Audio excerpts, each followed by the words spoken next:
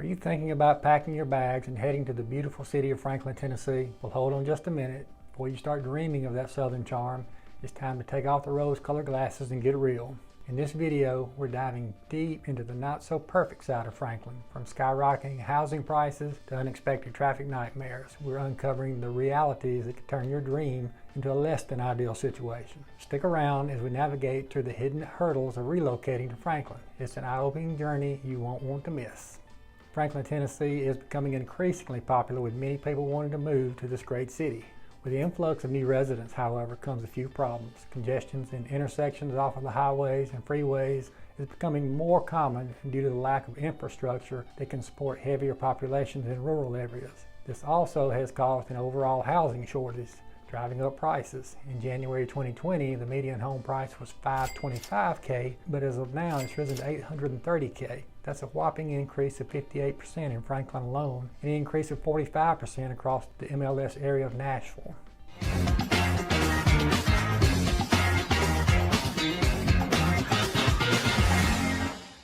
Thanks for tuning in. My name is Wade Price, and I'm part of a fantastic Living Tennessee team, which is brokered by eXp Realty. Every 2 weeks, I create these videos to provide you with valuable insights into what it's like to live in and around Nashville, Tennessee. If you find my videos helpful, be sure to hit the like and subscribe button so you don't miss out on any future content. I'd also love to hear from you, so feel free to leave comments, give me a call, or even send a text message to 615-436-5995, or email me at wade@livingtn.com. I love talking about the information in these videos and answering any questions you may have. Today I'll be talking about Franklin, Tennessee, and some things you may want to consider before planning a move. Are you ready?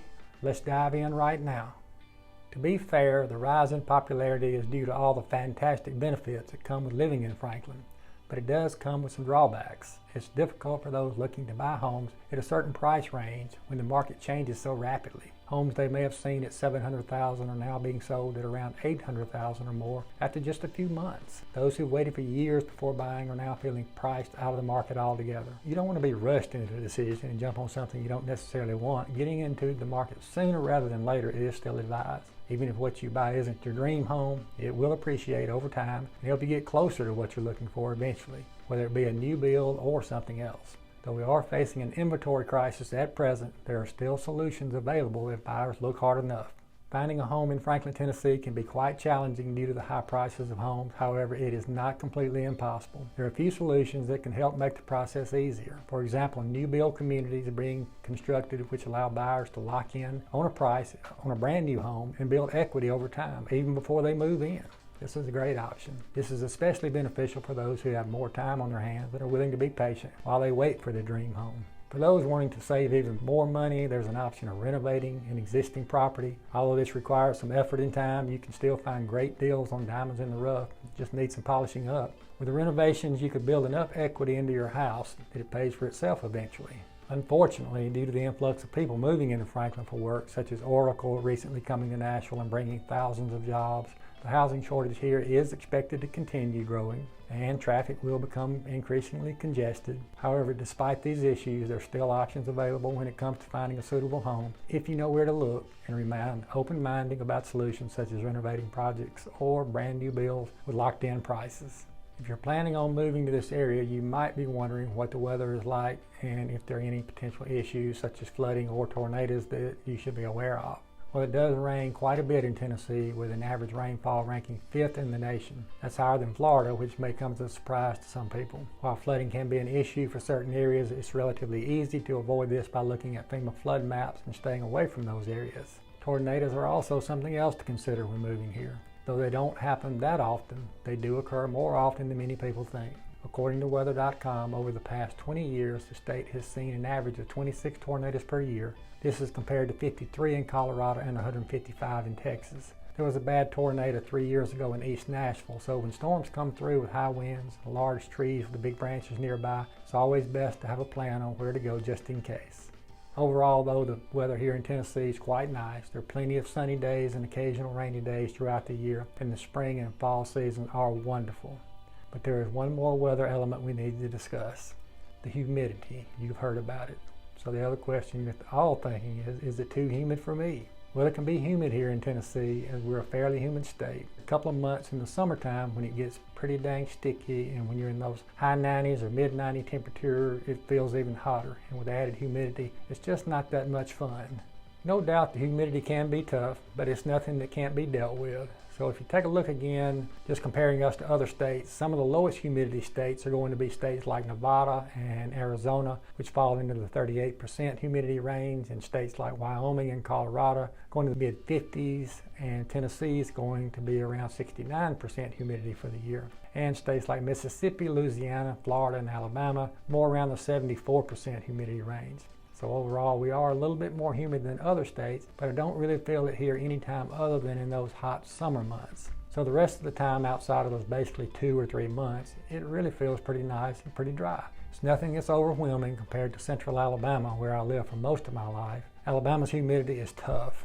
I open the door and feel like it's a wall of steam. It doesn't feel like that here, but your best friend is going to be your air conditioner during the summer months. And another great thing is to hang out at the pool, hang out at one of the lakes in the area, take advantage of some of those outdoor water sports during those months, and just get in there and cool off. As I said, during most of our winter, spring, and fall months, it's actually really nice. It's just those summer months where you're going to feel a little bit more hot and sticky.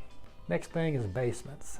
People get upset because of the fact they can't find houses with basements here. This is mainly due to Tennessee soil being very rocky. Just putting in foundations requires dynamite blasting just to get into the ground. So you're not going to find many homes with basements here. When you do find them though, they're typically they'll be older houses, or they'll be houses built on some kind of hill or slope, so they can be a walkout or daylight basements due to this natural progression of the land.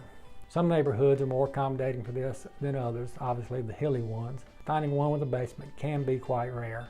Bugs are a common issue that many people in Middle Tennessee experience. While we don't have the big intimidating palmetto bugs that you see in states like Alabama and Florida, it's still important to take preventative measures to protect your home from bugs. Luckily, bug people come around every quarter to spray for about $90. This will help keep most of the typical pests away. During certain seasons, you may encounter Japanese beetles. They look a lot like ladybugs, but they're actually a little different. They usually don't pose any threat and are often found sunning themselves on porches or other sunny spots. So they come and go quickly. If you're not a fan of bugs, then investing in a screened-in porch is probably ideal. During other times of the year, there tends to be a season of stink bugs. These guys look like small armored robots and can often sneak into places without warning. The best way to get rid of them is usually just suck them up in your vacuum cleaner and throw them outside. Brown recluse spiders can be an issue. They tend to hide out in dark corners like cardboard boxes, so it's important to be aware of where they might be hiding if you have an infestation. However, brown recluses are typically harmless. I've never seen one, and should be left alone if possible. The best way to prevent them is by putting out sticky traps in your attic or garage, as this will catch any potential intruders before they become an issue. Living in Franklin and Middle Tennessee in general can come with challenges when it comes to bugs. However, with the right preventative measures and knowledge about what types of pests you might encounter, you'll quickly find that the positives far outweigh any negatives. In the end, while these bugs may be annoying or concerning to some people, I've lived in the South my entire life without any problems. But if you want to talk to a pest control company if you relocate to the area, that's great. You can spray yourself if you do a little research and know what to use, but I like to leave it to the experts.